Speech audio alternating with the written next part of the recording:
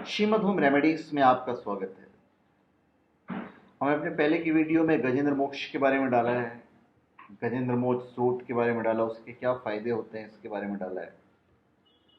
पर एक्चुअली में उसकी रचना कैसे हुई, उसकी उत्पत्ति कैसे हुई? क्योंकि गजेंद्र मोक्ष के बारे में खुद साक्षात भगवान विष्णु ने कहा है कि जो भी आदमी गजेंद्र मोक्ष को सूर्योदय से पहले जाप करता है उसको सारे कर्जों से मुक्ति मिल जाएगी, उसकी सारी मनोकामनाएं पूर्ण हो जाएगी। तो आज हम उसी कथा के बारे में बता रहे हैं, उसी की उत्पत्ति कैसे उसके बारे में बताने जा रहे हैं। अति प्राचीन काल की बात है। द्रविड़ देश में एक पांड्य वंशी राजा राज्य करते थे। उनका नाम था इंद्रधुम्न। वे भगवान की आराधना में ही अपना सबसे ज्यादा वक्त जाया करते थे। जाया नहीं कहना चाहिए, व्यतीत करेक्ट वर्ड है, व्यतीत करते थे। यद्यपि उनके राज्य में सर्वत्र सुख शांति थी, प्रजा चारों तरफ खुश थी, हरियाली थी, अच्छी खेती बाड़ी थी, फिर भी राजा इंद्रधुम्न अपना समय राज कार्य में कम ही दे पाते थे। वे कहते थे कि भगवान विष्णु है ना, वही मेरे राज्य की व्यवस्था करते हैं। अतः वे अपने इष्ट परम प्रभु की उपासना में ही दत्तचित्त रहते थे, लगे रहते थे। अभी राजा इंद्रधुम्न के मन में आराध्य आराधना की लालसा लगातार बढ़ती जा रही थी। परमात्मा में उनका लगाव लगातार बढ़ता चला जा रहा था। इस कारण वे राज को त्याग देते हैं और जाकर मलय पर्वत पर रहने लगते हैं। उनका वेशभूषा तपस्वियों जैसा था। सिर के बाल बढ़कर जटा का रूप ले लेते हैं। वे निरंतर परम ब्रह्म परमात्मा की आराधना में तल्लीन हो जाते हैं। उनके मन और प्राण भी श्री हरि के चरण कमलों में मधुकर बने रहते हैं। इसके अतिरिक्त उन्हें जगत की कोई वस्तु नहीं सुहाती, बस सिर्फ और सिर्फ भगवान विष्णु के चरण कमल में पड़े रहना, उनकी ध्यान में तल्लीन रहना उन्हें अच्छा लगता था।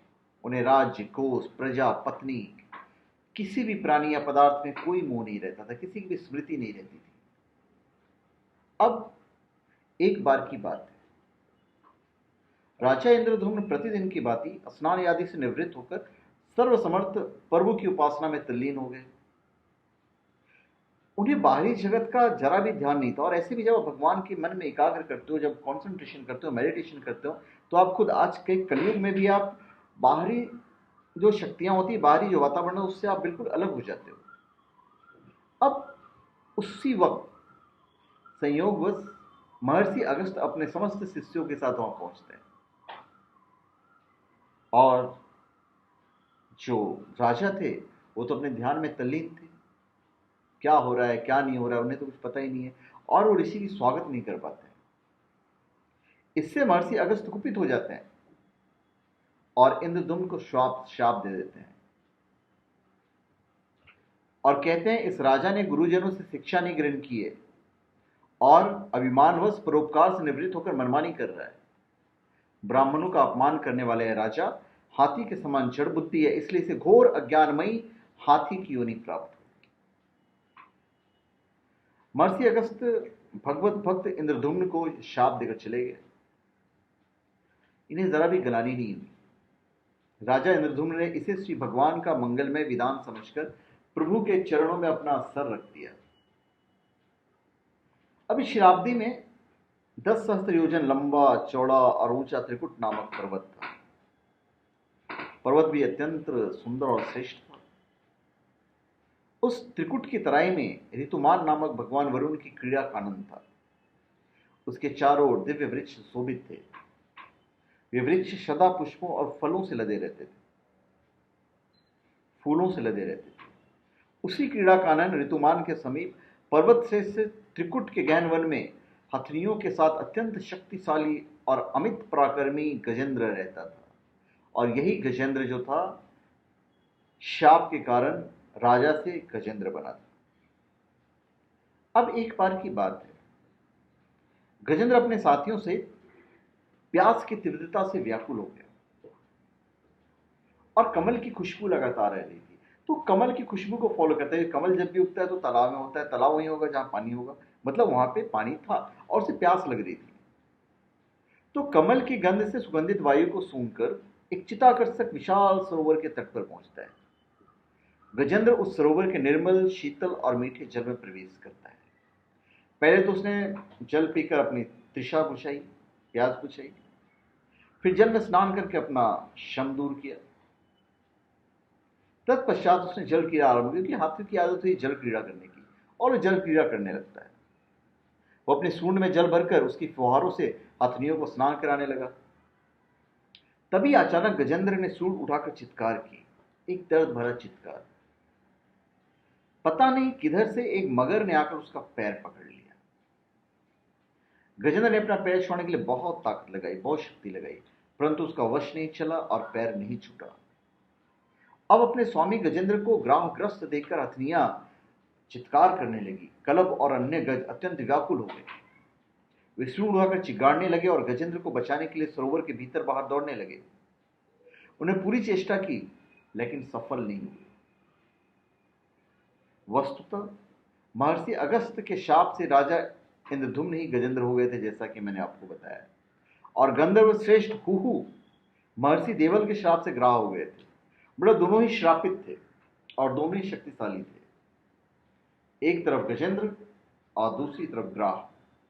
फर्क इतना ही था, हाथी मिट्टी पे मतलब पृथ्वी पर बहुत ताकतवर होता है और मगर जल में बहुत ताकतवर होता है। दोनों पराक्रमी। संघर्ष चलता रहा। गजेंद्र स्वयं को बाहर खींचता और ग्राह गजेंद्र को भीतर खींचता। सरोवर का जो निर्मल जल था वो गंदा हो गया। कमल दल छत विक्षिप्त हो गए। जल जंतु व्याकुल हो उठे। गजेंद्र और ग्राह का संघर्ष 1 सहस्त्र वर्ष तक चलता रहा। काफी लंबा वक्त उनके दोनों का संघर्ष चलते रहे। दोनों जीवित रहे और यह दृश्य देखकर देवगण चकित हो गए। पर चूंकि मगर पानी में ताकतवर होता है, तो गजेंद्र का शरीर स्थिर हो गया। उसके शरीर में शक्ति और मन में उत्साह नहीं रहा। जलचर होने के कारण ग्राह की शक्ति में कोई कमी नहीं आई। उसकी शक्ति बढ़ गई। वो नवीन उत्साह से अधिक शक्ति लगाकर गजेंद्र को खींचने लगा। गजेंद्र असमर्थ था। उसके प्राण संकट में पड़ गए। उसकी शक्ति और पराक्रम का अहंकार चूर चूर हो गया। वो पूर्णतया निराश हो गया। किंतु पूर्व जन्म की निरंतर भगवत आराधना के फलस्वरूप उसे भगवत स्मृति हो आई। उसने निश्चय किया कि मैं कराल काल के भय से चराचर प्राणियों के शरण सर्वसमर्थ प्रभु की शरण ग्रहण करता हूं। और इस निश्चय के साथ गजेंद्र मन को एकाग्र करके पूर्व जन्मेसी के श्रेष्ठ स्रोत द्वारा परम प्रभु की स्तुति करने लगा। गजेंद्र की स्तुति सुनकर सर्वात्मा सर्वदेव भगवान विष्णु प्रकट हो गए। गजेंद्र को पीड़ित देखकर भगवान विष्णु गरुड़ पर आरूढ़ होकर अत्यंत शीघ्रता से उस सरोवर के तट पर पहुंचते हैं। जब जीवन से निराश और पीड़ा से छटपटाते गजेंद्र ने हाथ में चक्र लिए गरुड़ के ऊपर आरूढ़ भगवान विष्णु को तीव्रता से अपनी ओर आते देखा, तो उसने कमल का एक सुंदर पुष्प अपनी सूंड में लेकर ऊपर उठाया और बड़े कष्ट से कहा, नारायण भगवान आपको नमस्कार है। गजेंद्र को अत्यंत पीड़ित देखकर भगवान विष्णु गरुड़ की पीठ से कूद पड़े और गजेंद्र के साथ ग्राह को भी सरोवर से बाहर खींच लाए और तुरंत अपने तीक्ष्ण चक्र से ग्राह का मुंह फाड़कर गजेंद्र को मुक्त कर दिया। ब्रह्मादि देवगण श्री हरि की प्रशंसा करते हुए उनके ऊपर स्वर्गिक पुष्पों की वृष्टि करने लगे। सिद्ध और ऋषि महर्षि पर ब्रह्म भगवान विष्णु का गुणगान करने लगे। ग्राह दिव्य शरीरधारी हो गया। जो तो गंधर्व था ही, शाप से मुक्ति मिल गई। उसने विष्णु के चरणों में सिर रखकर प्रणाम किया और भगवान विष्णु के गुणों की प्रशंसा करने लगा। भगवान विष्णु के मंगलमय वरद हस्त के स्पर्श मात्र से वो पाप मुक्त होकर अभिशप्त हुहु गंधर्व ने परिक्रमा की भगवान विष्णु की और उनके त्रिलोक के वंदित चरण कमलों को प्रणाम करके अपने लोक चला गया। भगवान विष्णु ने गजेंद्र का उद्धार किया, उसे अपना पार्षद बना लिया। गंधर्व, सिद्ध और देवगण उनकी लीला का गान करने लगे। गजेंद्र की स्तुति से प्रसन्न होकर भगवान विष्णु ने सबके समक्ष कहा कि प्यारे गजेंद्र, जो लोग ब्रह्म मुहूर्त में उठकर तुम्हारी की हुई स्तुति से मेरा सेवन करेंगे, सत्वन करेंगे, हमारा जो प्रार्थना करेंगे, उन्हें मैं मृत्यु के समय निर्मल बुद्धि का दान करूंगा और यह कहकर भगवान विष्णु ने पार्षद रूप में गजेंद्र को साथ लिया, गरुड़ के ऊपर आरूढ़ हुए और फिर अपने दिव्य धाम को चले गए। तो इस तरह गजेंद्र स्रोत का उत्पत्ति हुआ, रचना हुआ। तो धन्यवाद।